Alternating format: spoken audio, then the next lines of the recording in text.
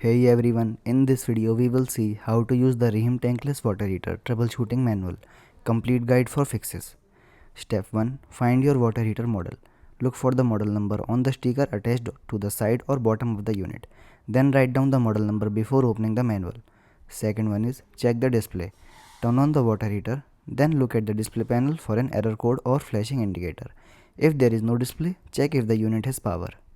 Third one is open the troubleshooting section.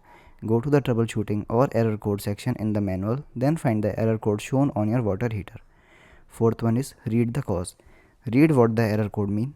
The manual will explain the possible reasons such as no gas supply, low water flow, ignition failure, vent blockage, overheating and flame failure.